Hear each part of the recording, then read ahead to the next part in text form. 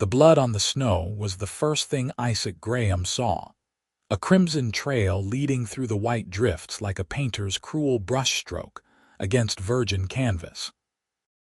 His horse, a sturdy gray mare named Betsy, snorted uneasily as he dismounted, the December wind of 1878 cutting through his heavy coat with fingers as sharp as his mother's sewing needles back in Philadelphia.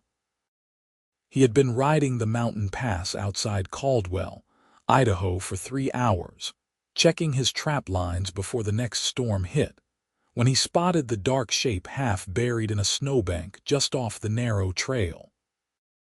She was barely breathing when he reached her, a young woman no more than 22 or 23, her lips blue and her auburn hair matted with ice and dried blood.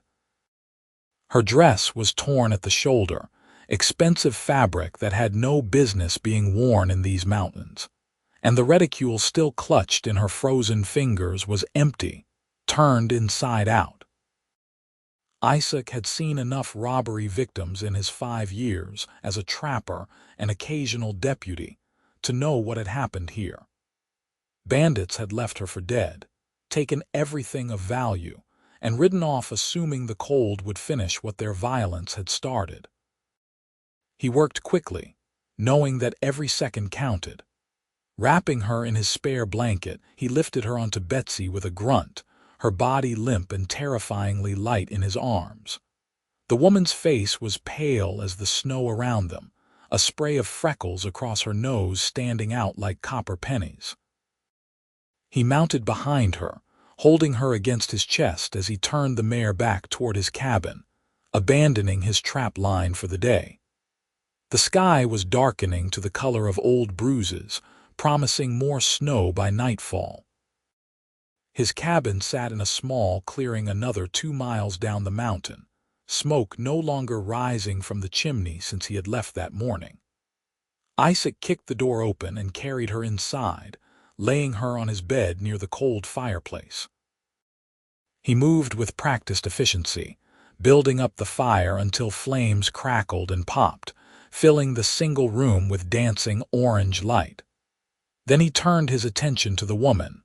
Her boots were soaked through, and when he removed them carefully, he saw her toes were white with frostbite. He filled a basin with lukewarm water, not hot, having learned from an old mountain man that warming frozen flesh too quickly would cause more damage. As he worked, removing her wet outer garments and replacing them with his own dry woolen shirts and socks, he kept his eyes averted as much as possible, respecting her modesty even in her unconscious state. The knot on the back of her head was swollen and angry, but the bleeding had stopped hours ago. By the time he had her bundled in every blanket he owned, positioned close to the fire but not too close, full dark had fallen outside. Isaac prepared a thin broth from dried venison and melted snow water, and then he sat in his rocking chair to wait. He was a patient man, 26 years old, with the kind of steady temperament that came from spending more time with animals and trees than people. His dark hair fell over his forehead as he watched her breathe, each rise and fall of her chest a small victory against the mountain that had tried to claim her. She woke near midnight with a gasp, her eyes flying open in terror. They were green, he noticed, the color of summer moss, and they darted around the unfamiliar cabin with wild confusion. "Easy now," Isaac said, holding up his hands as he rose slowly from his chair. "You are safe. I found you in the snow up on the pass. You have been unconscious for hours." She tried to sit up and immediately fell back with a groan, one hand going to her head. "Where am I? Who are you?" "My name is Isaac Graham. This is my cabin about 5 miles outside of Caldwell. Can you tell me your name?" She closed her eyes, her face contorting with the effort of memory. "Luna," she said finally. "Luna Warren. There were men, 4 of them. They stopped the stagecoach. The driver tried to fight them and they shot him. They took everything, my bags, my jewelry, the other passengers' belongings. When I screamed, one of them hit me with his pistol. I remember falling, and then the cold, and then nothing. Isaac's jaw tightened. Do you remember anything about these men, what they looked like? One had a scar, she whispered, her voice gaining strength as the memories sharpened. Across his left cheek, white and puckered, he was the leader. The others called him Cutter. They left me in the snow. They just rode away and left me there to die. Cutter Malone, Isaac said grimly. He knew the name. Everyone in the territory knew it. Malone's gang had been terrorizing the mountain roads for 6 months, hitting stage coaches and small mining camps, always staying one step ahead of the territorial marshal. You are lucky to be alive, Miss Warren. Another hour in that cold and you would not have been. Luna looked at him properly for the first time, taking in his weathered face, his honest brown eyes, the way he stood at a respectful distance despite the intimacy of the small cabin. You saved my life. Thank you seems insufficient, but thank you, Mr. Graham. Just Isaac, please. And you would have done the same, I reckon. She managed a weak smile. I like to think so, but I have never been tested in such a way. I am not from here. I was traveling from Sacramento to meet my brother in Boise City. He runs a mercantile there and sent for me after our parents passed last spring. This was supposed to be a new beginning. It still can be, Isaac said. He moved to the fire, ladling some of the broth into a tin cup. But first you need to get your strength back. Can you manage some soup? She nodded, and he helped her sit up, propping pillows behind her back. His hands were gentle but calloused, the hands of a man who worked with them every day. As she sipped the broth, color began to return to her cheeks. Isaac returned to his chair, giving her space, and in the firelight they talked. He told her about his life as a trapper, how he had come west from Pennsylvania after the war, seeking solitude and open spaces after seeing too much death at Gettysburg. She told him about Sacramento, about her father's bookshop, about how she loved to read and write poetry, how the city had felt too full of memories after her parents' deaths. I wanted to disappear, she admitted, to become someone new in a place where no one knew me as the orphan girl. Foolish, perhaps. Not foolish, Isaac said. I understand that feeling better than you might think. The next morning, the snow had stopped, leaving the world transformed into a crystal palace of white and silver. Luna's condition had improved significantly, though she still had dizzy spells when she tried to stand. Isaac assessed her frostbitten toes and declared them bruised but not seriously damaged. She would keep them all, he said with a hint of humor, and she laughed, the sound unexpected and bright in the dim cabin. I need to ride into Caldwell, Isaac said as he prepared breakfast, frying salt pork and yesterday's biscuits in his cast-iron skillet. We need to report what happened to the sheriff, and your brother will be worried when the stage does not arrive in Boise. There is a telegraph office in town, but I do not want to leave you alone, not yet. Can you wait one more day? I can wait, Luna said. Besides, I am not sure I could sit a horse yet even if my life depended on it. Then we will wait. I will check the trap lines close to the cabin this afternoon, nothing far. You rest and regain your strength. The day passed quietly. Luna discovered that Isaac kept a small collection of books on a shelf near his bed, surprising her. Most trappers she had imagined would be rough, barely literate men, but here were volumes of Whitman, Thoreau, even a worn copy of Shakespeare's sonnets. When she mentioned it, Isaac looked almost embarrassed. My mother was a schoolteacher, he explained. She made sure all her children could read and write properly, said it was the mark of civilization, no matter where you ended up. I might live like a hermit, but I am not an ignorant one. Luna picked up the Thoreau, running her fingers over the battered cover. I think you would have liked my father. He believed the same thing. used to say that a person without books was a person without windows to the world. He sounds like he was a wise man. He was. Her voice grew soft. He would have liked you too, I think. He always said to judge a man by his actions, not his words. You did not hesitate to help a stranger. That says more than any fine speech.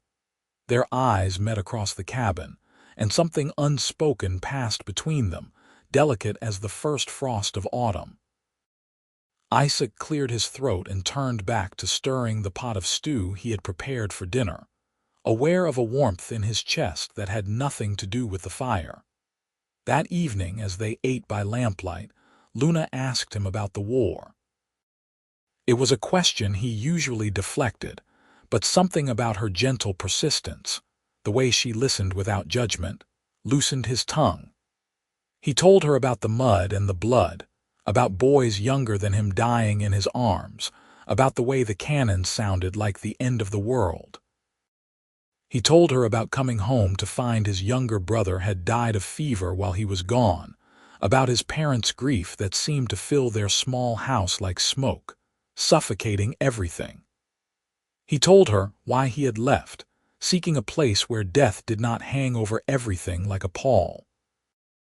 But death followed me anyway, he said quietly. I have lost friends to the mountain, to accidents, to sickness. I reckon you cannot outrun it, no matter how far west you go.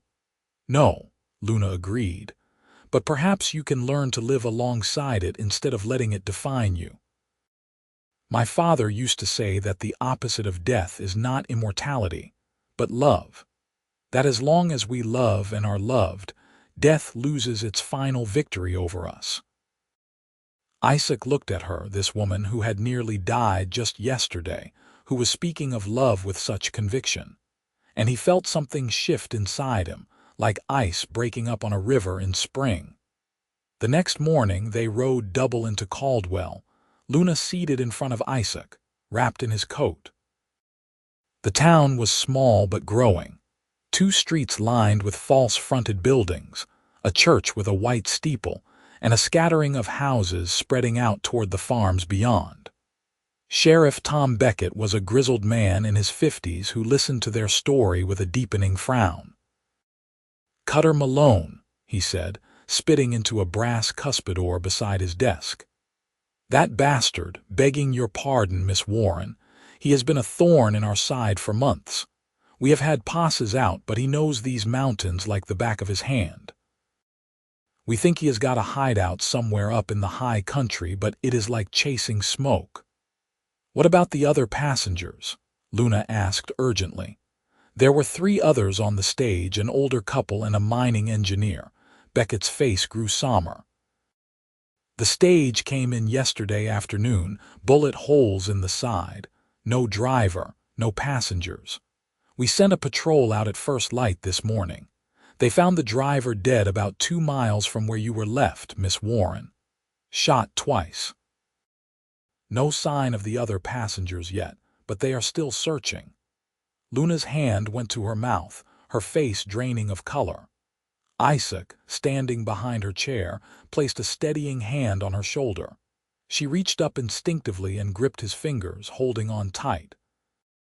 We will find them, Beckett promised, though his tone suggested he held little hope they would be found alive. And we will get Malone and his gang. You have my word on that. In the meantime, Miss Warren, where will you be staying? We have got a decent boarding house run by Mrs. Patterson. Clean rooms, good food. I can pay, Luna started to say, then stopped, remembering. No, I cannot. They took everything. My money, my jewelry, even the locket my mother gave me. Her voice broke slightly on the last words. She can stay at my cabin until her brother can be reached, Isaac said. The words came out before he had fully thought them through, but once spoken, he knew they were right. It is not proper, perhaps, but it is safer than leaving her alone in town with Malone still out there. He might come back if he learned she survived and could identify him. Beckett considered this, then nodded slowly. You might have a point there, Graham, And seeing as how you are an occasional deputy, I reckon we can make it official. I am deputizing you to protect Miss Warren here as a material witness. That makes it legal and proper. Miss Warren, are you agreeable to this arrangement?" Luna looked up at Isaac, at his honest face and steady eyes, and felt a certainty settle over her like a benediction. "Yes. Yes, I am agreeable to it." They sent the telegram to her brother from the telegraph office, explaining what had happened and assuring him she was safe. Then they purchased supplies, Isaac paying for everything over Luna's protests.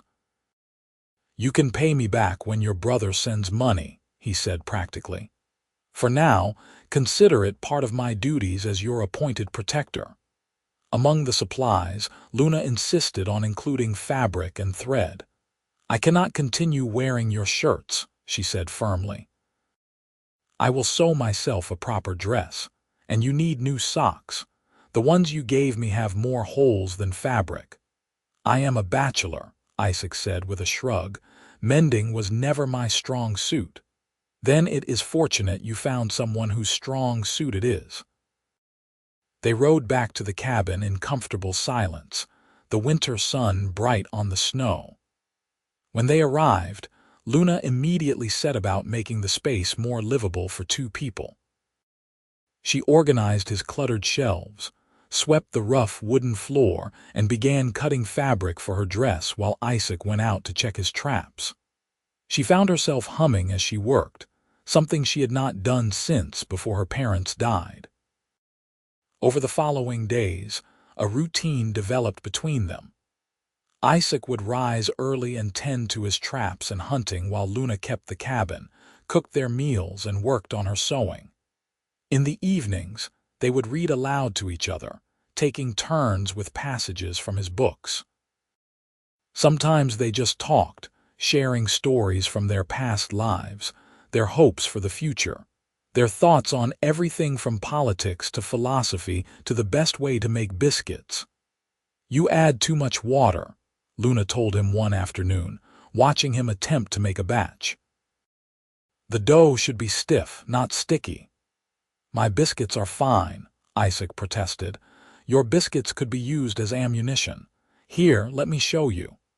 She moved beside him at the rough wooden counter, her shoulder brushing his as she demonstrated the proper technique. Isaac found himself intensely aware of her nearness, the smell of her hair, the graceful movement of her hands as they worked the dough. When she looked up at him, flour on her nose, laughing at something she was saying, his heart performed a peculiar skip in his chest. He was falling in love with her. The realization hit him like a physical blow. This woman who had come into his life frozen and broken, who was slowly thawing like the icicles dripping from his roof, had somehow worked her way into the guarded spaces of his heart. It terrified him. That night, Luna woke to hear Isaac crying out in his sleep. He had given her the bed and taken to sleeping in a bedroll near the fire, insisting it was only proper. Now she rose and went to him, kneeling beside his thrashing form. "Isaac," she said gently, shaking his shoulder. "Isaac, wake up. You are dreaming." His eyes flew open, wild and unseeing for a moment before focusing on her face. He was breathing hard, sweat on his brow despite the chill in the cabin. "I am sorry," he said roughly. "Did I wake you? You were dreaming about the war." It was not a question. He sat up, scrubbing his hands over his face.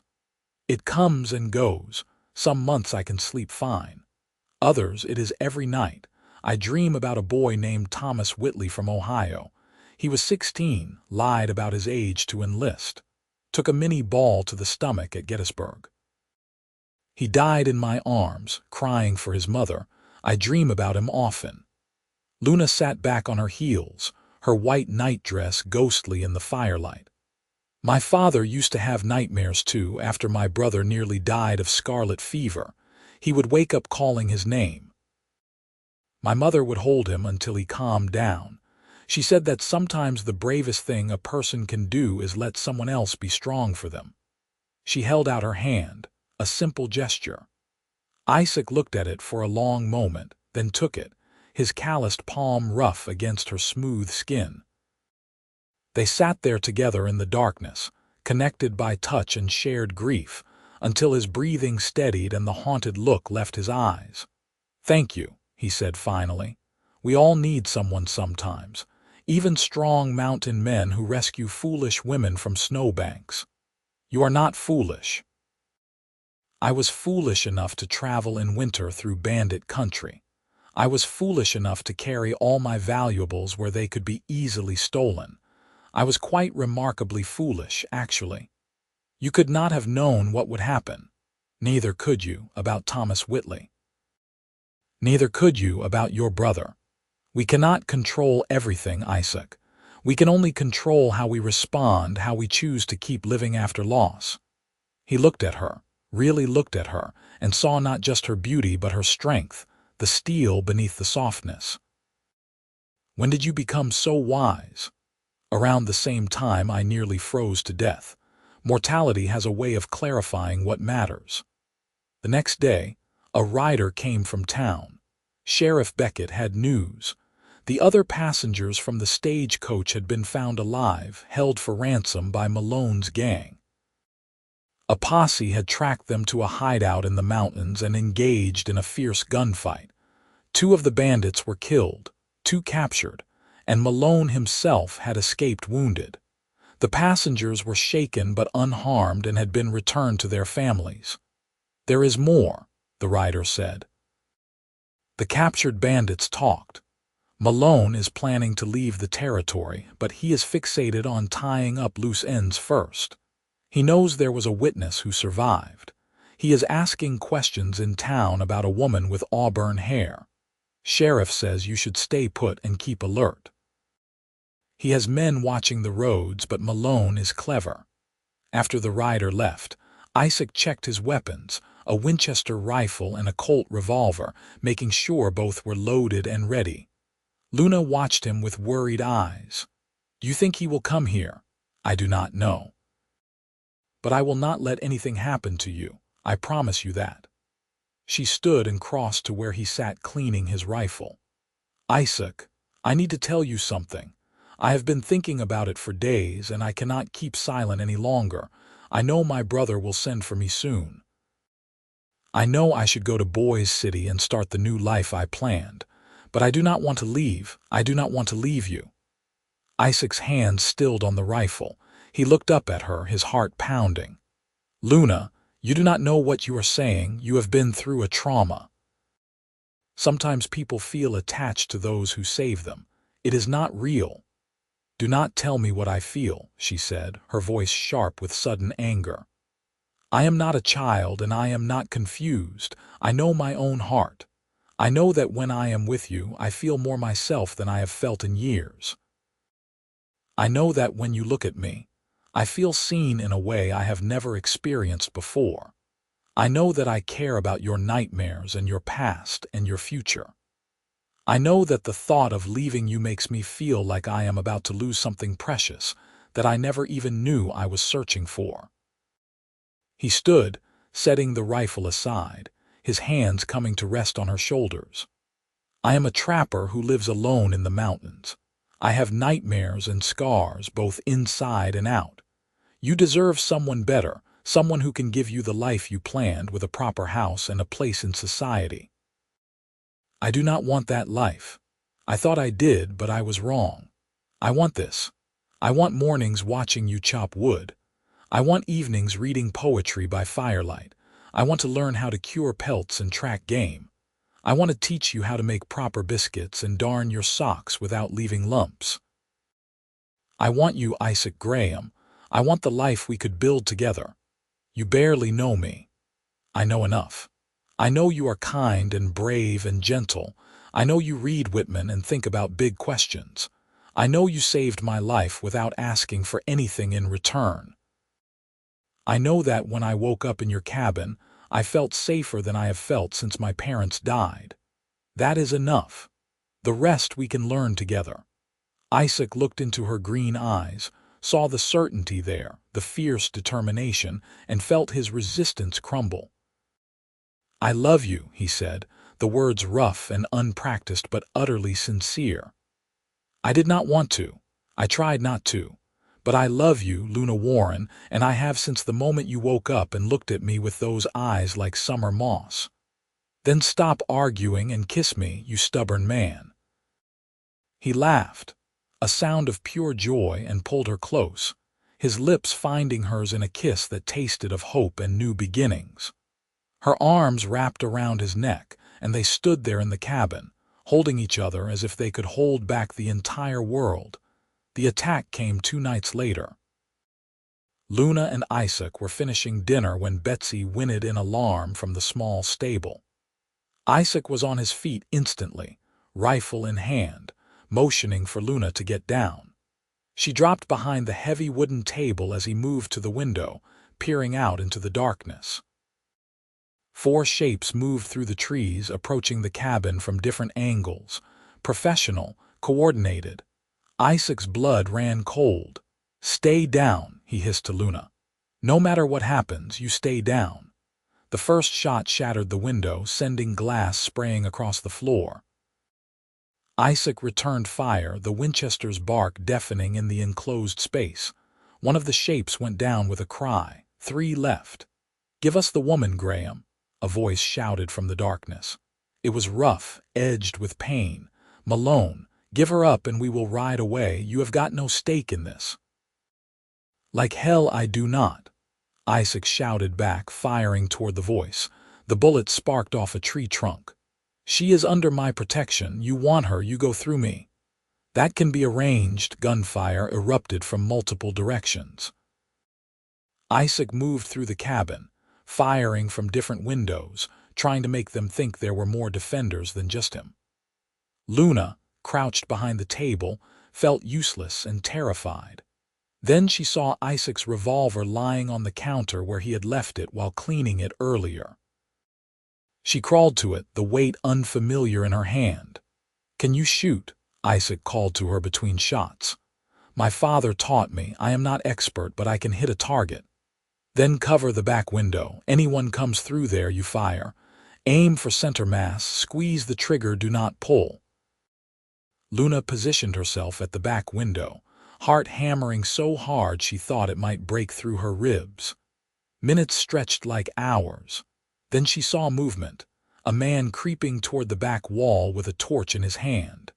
He was going to burn them out.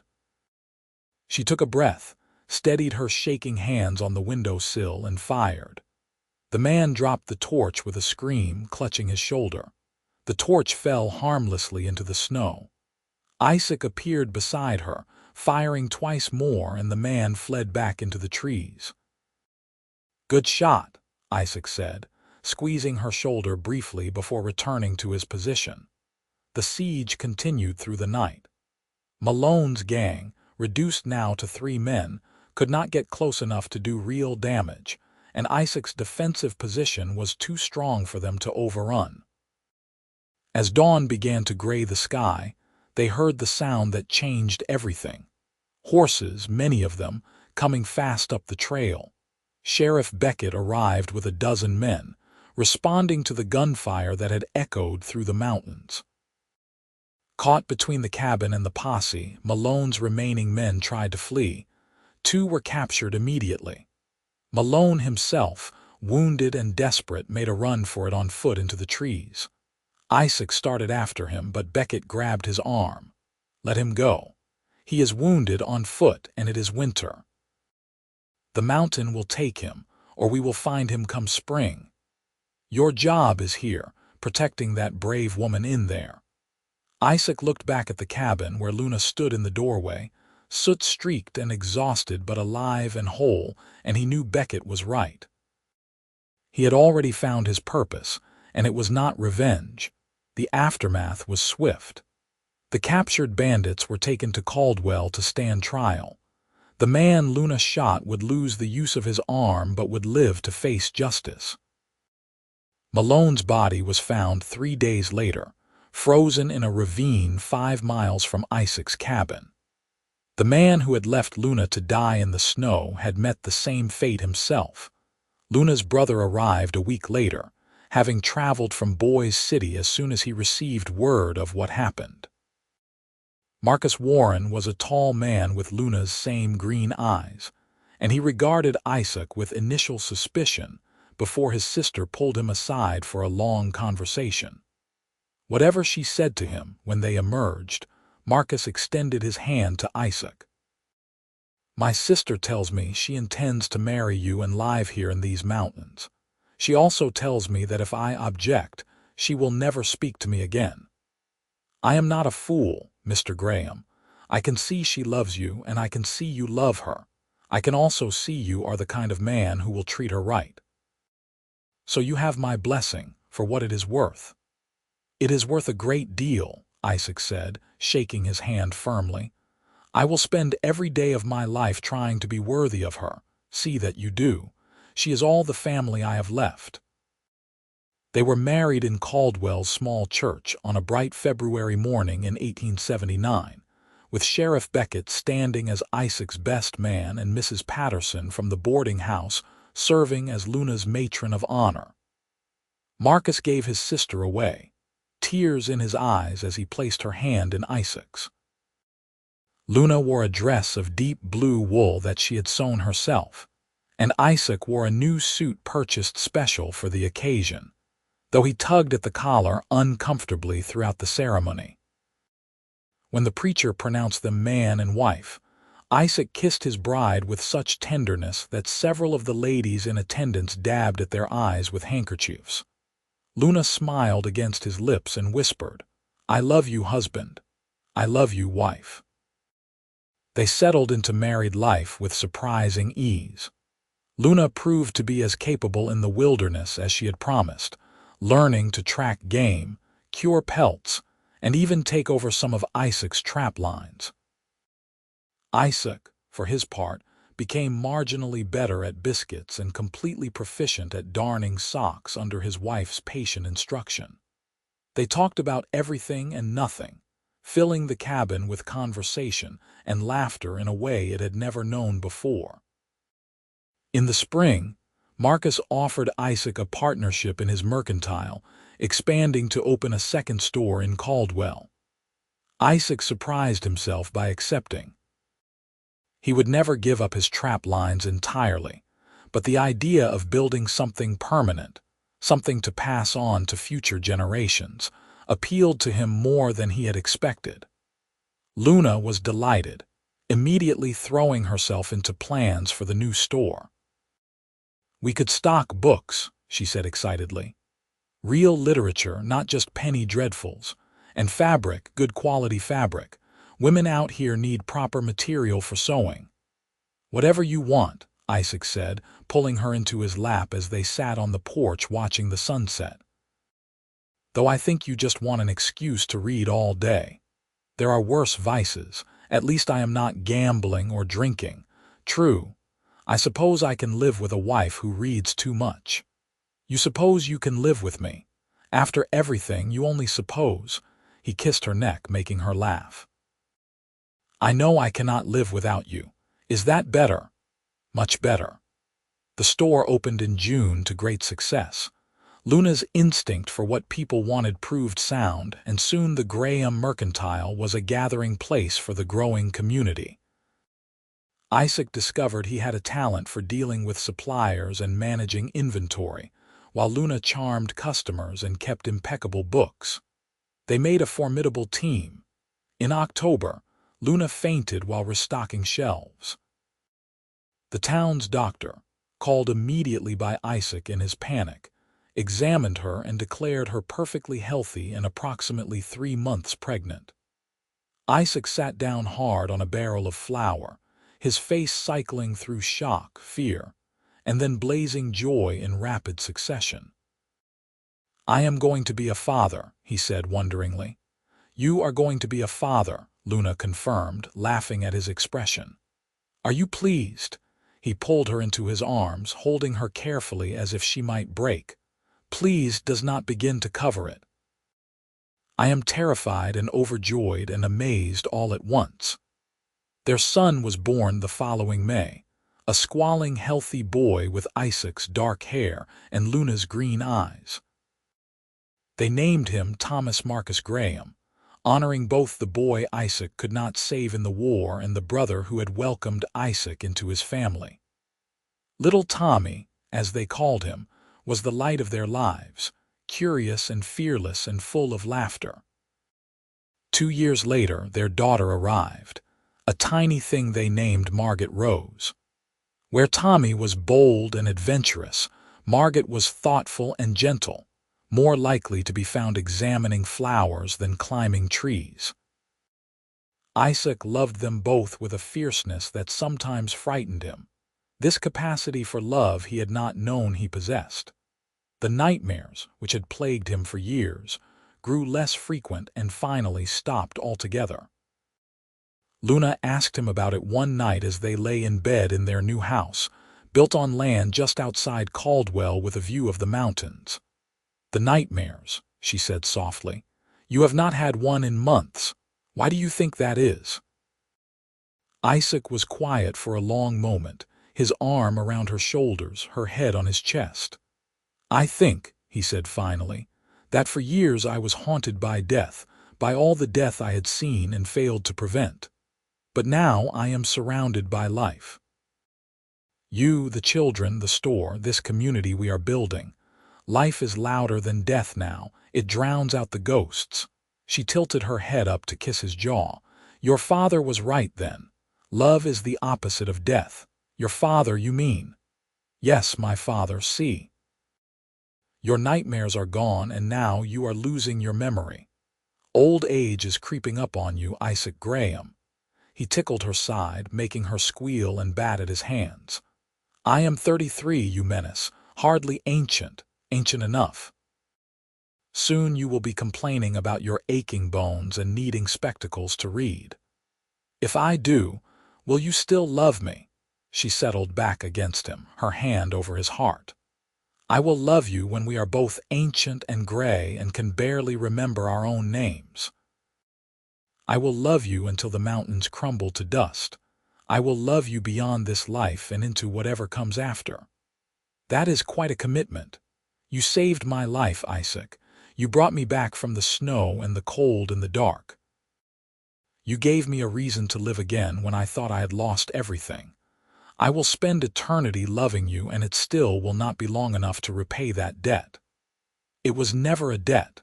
It was always a gift, from the moment I saw you. I did not know it then, but finding you in the snow was my salvation as much as yours." They lay together in the darkness, listening to the sound of their children sleeping in the next room, the wind in the pines outside their window, the steady rhythm of each other's breathing. It was a peace neither of them had known before they found each other, and they treasured it as the precious thing it was. Years passed, measured in the growth of their children, the expansion of their business, the deepening of their love. Tommy grew into a strong young man who surprised everyone by deciding to become a teacher, influenced by his mother's love of books and learning. Margaret, against all predictions, became a skilled horsewoman and outdoors woman, often accompanying her father on his now occasional trips into the mountains to check old trap lines. "She has your spirit," Isaac told Luna one evening as they watched their 15-year-old daughter return from a solo camping trip, confident and capable. "She has your courage," Luna replied, "and your stubbornness. A dangerous combination. The best kind." In 1895, when Isaac was 43 and Luna was 40, they took a trip back to the mountain pass where he had found her 17 years earlier. It was summer now, the snow long melted, wildflowers carpeting the meadows in riots of color.